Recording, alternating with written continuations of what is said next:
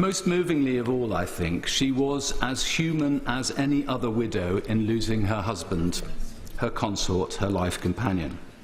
None will forget her sitting alone at Philip's funeral. It is a sign of their enduring love that her and Philip's deaths came closer in time than any other reigning monarch and their consort in our history. And I thank God that it was in her reign that men were able to declare their love to one another, and women were able to do the same.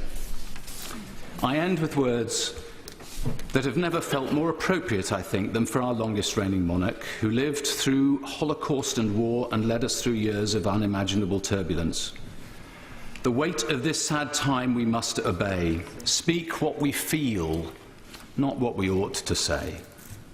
The oldest hath mourned most. We that are young shall never see so much, nor live so long. God save the King. I do want to remind honourable and right honourable members that the Speaker did ask that remarks be confined to 3 minutes. David Mandel. Thank you, Madam Deputy Speaker. Her Majesty Queen Elizabeth II had a lifelong and deep-felt love for Scotland, which we've already heard about, and that was reciprocated by the people of Scotland, who held her and indeed still hold her in deep affection. And I had the opportunity myself to see that close up, both as a member of the Scottish Parliament when it reconvened in 1999, and subsequently as Secretary of State for Scotland. And I do recall at the opening of the Scottish Parliament the Queen declaring, "I have trust in the good judgment of the Scottish people. I have faith in your commitment to their service, and I am confident in the future of Scotland." And it was a belief and a commitment in Scotland that she reaffirmed on each subsequent opening of the. Throughout her life, Her Majesty the Queen, my beloved mother, was an inspiration, an example to me and to all my family. And we owe her the most heartfelt debt any family could owe to their mother, for her love, affection, guidance, understanding, and example. Queen Elizabeth was a life well lived, a promise with destiny kept, and she is mourned most deeply in her passing. That promise of lifelong service I renew to you all today.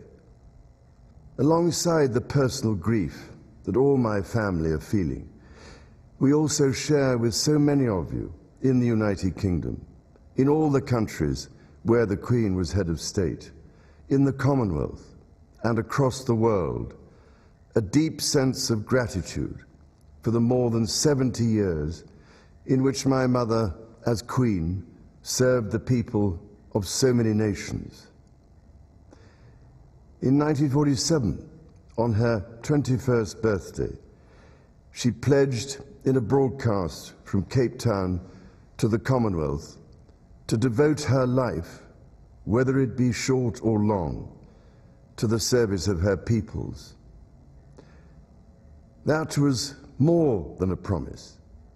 It was a profound personal commitment which defined her whole life. She made sacrifices for duty.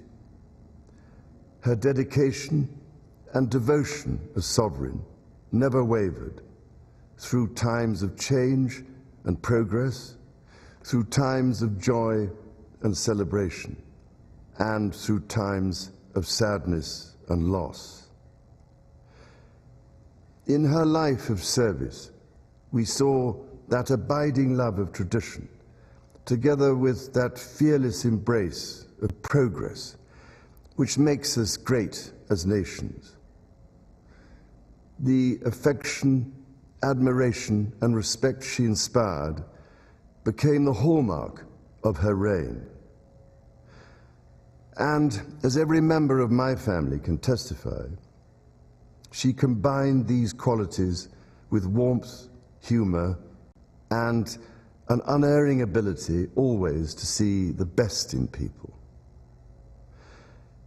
I pay tribute to my mother's memory, and I honour her life of service. I know that her death brings great sadness to so many of you, and I share that sense of loss beyond measure with you all. When the Queen came to the throne, Britain and the world were still coping with the privations and aftermath of the Second World War, and still living by the conventions of earlier times. In the course of the last 70 years, we have seen our society become one of many cultures and many faiths. The institutions of the state have changed in turn. But through all changes and challenges, our nation and the wider family of realms, of whose talents, traditions, and achievements I am so inexpressibly proud, have prospered and flourished. Our values have remained and must remain constant. The role and the duties of monarchy also remain, as does the sovereign's particular relationship and responsibility towards the Church of England, the church in which my own faith is so deeply rooted. In that faith and the values it inspires, I have been brought up to cherish a sense of duty to others and to hold in the greatest respect the precious traditions, freedoms, and responsibilities of our unique history and our system of parliamentary government. As the Queen herself did with such unswerving devotion, I too now solemnly pledge myself, throughout the remaining time God grants me, to uphold the constitutional principles at the heart of our nation.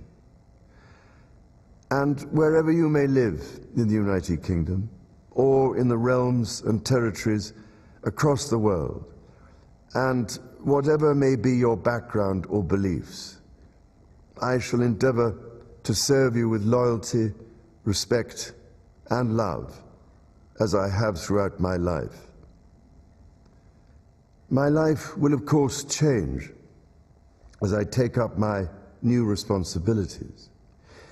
It will no longer be possible for me to give so much of my time and energies to the charities and issues for which I care so deeply.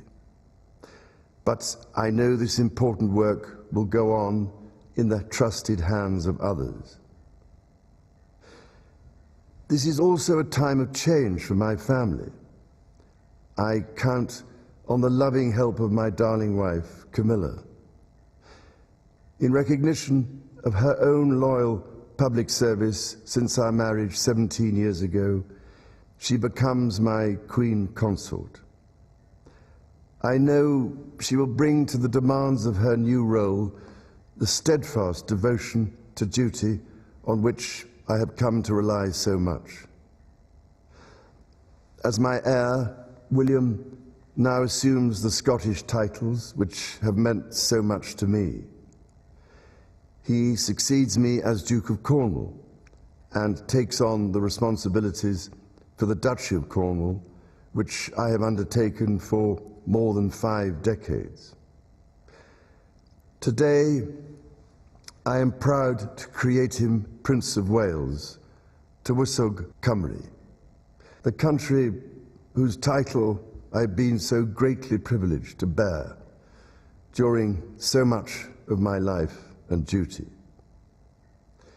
With Catherine beside him, our new Prince and Princess of Wales will, I know, continue to inspire and lead our national conversations, helping to bring the marginal to the centre ground, where vital help can be given. I want also to express my love for Harry and Meghan as they continue to build their lives overseas. In a little over a week's time, we will come together as a nation, as a Commonwealth, and indeed a global community, to lay my beloved mother to rest. In our sorrow, let us remember and draw strength from the light of her example. On behalf of all my family, I can only offer the most sincere and heartfelt thanks for your condolences and support. They mean more to me than I can ever possibly express. And to my darling Mama, as you begin your last great journey to join my dear late Papa, I want simply to say this: thank you. Thank you for your love and devotion to our family and to the family of nations you have served so diligently all these years. May flights of angels sing thee to thy rest.